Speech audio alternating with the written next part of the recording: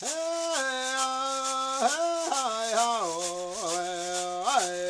was born on April 9th, 1973, in Mishawaka, Indiana. 4 years later, Mom and Dad split, and off to California we went. I finally saw Dad again when I was 6.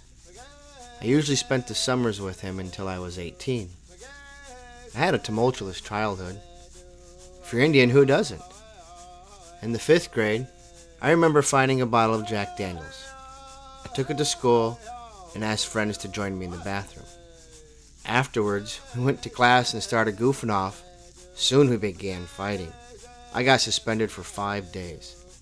Mom was mad. She made me scrub the whole house from top to bottom with a toothbrush. That's when I found her marijuana stash. It's the first time I smoked weed. I liked how it immediately gave me a calm and numb feeling. We lived down the block from a convenience store, and Mom would write notes to the store manager and give me money to pick up her cigarettes and vodka. Pretty soon, I started to change the numbers on her notes, and I took more money out of her wallet to buy booze, to trade for weed. And that's how I made it through junior high, mostly stoned it. I realize now that I was suppressing early childhood trauma. I was the only Indian who lived in the white suburb. In order to survive, I jumped in with the Bloods and learned how to fight. At age 15, I started playing sports. I began to slow down my drug use, but that's when the nightmares got worse. I talked to female friends, but mostly I sucked it up. It was the adrenaline I felt playing football that helped me cope. I played defense in 11th grade and was nicknamed 911 because I could hit hard. Thinking back, Coach John Brown was probably the first person who ever showed me genuine love and caring. Everything was going great till I herniated my neck disc. I cried when they took me out of the game, and that's when my life went downhill. It didn't help that Mom moved to Oregon. It was during my senior year. I tried to join the military, but they wouldn't take me. I lived in my Nova for 4 months in order to finish school. I graduated in June of 1991. I never expected to survive my senior year, but I did. I felt free, but sad. To save my life, I had to leave town in the middle of the night. I went to Portland to be with my mom. There was no place else to go. I moved from a weed culture to a mushroom one. I had no job and no future. Just a new outlet, harvesting mushrooms to get a better high.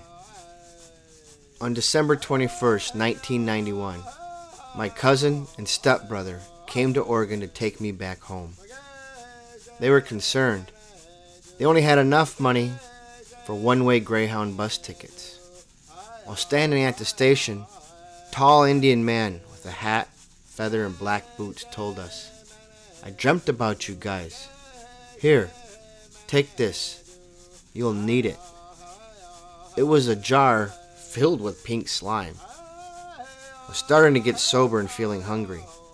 My cousin brought some Indiana food stamps, but we couldn't use them across state lines, so we boarded the bus hungry. On day 2, we were traveling east through Montana and the Dakotas. We hit one of the worst snowstorms I'd ever seen. We ended up in an accident. None of us were hurt, and neither was the pink slime. While waiting for another bus to arrive, we saw a cowboy go into the bathroom with a big belt buckle. We were starving. I told my cousin, I could take him. Did you see that wad of cash he had? When I saw him carrying a gun, I didn't think it was a good idea. By day 3, I was getting mad and freaking out. What am I doing here? I could be back home getting high. Finally, we got to Chicago on day 4. We survived by eating a few nasty crackers a lady gave us. After another bus ride to South Bend, Indiana, we arrived home.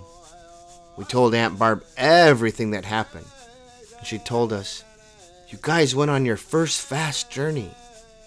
Later, Clarence White came over and did a ceremony for us. I'll always remember that first feast. The sweet strawberries and fresh salmon gifted to us by the Indian man. After coming back home, I started going with Dad to AA meetings, White Thunder drum practices, and sweat lodges with Tom Topash and John Warren. That's when I began to understand that human beings are sacred and that Creator puts people and things on our path to learn from. In 1992, I met Elizabeth and was introduced to the Medeoan Lodge. We had 3 children and raised them in Holland, Michigan. We socialized and relieved stress and anger by drinking and smoking weed. In 1998, we left racism behind and moved to Mount Pleasant when my son was 3 days old. Although I was still using off and on, I was working at the Zimbabwean Cultural Society and helped to rebury ancestral remains. My journey to sobriety really started when I began teaching culture at the academy. I got a new high from public speaking. For 6 years, I was clean and sober. Today, instead of using substances, I have substantial experiences. I utilize my spiritual beliefs and participate in traditional lifeways. They give me purpose, strengthen my identity, and help me remain sober. My circle is complete. I am back home in Mishawaka with everyone and everything I hold precious in my life. I am becoming a better human being and helping others find their way to wellbriety. Makwa ninch na disnakas, makwa odam bodawadami. Ogima sawa, Mishawaka and Donjbia, Gibi Jayan Mampi. Ahaw, miwe.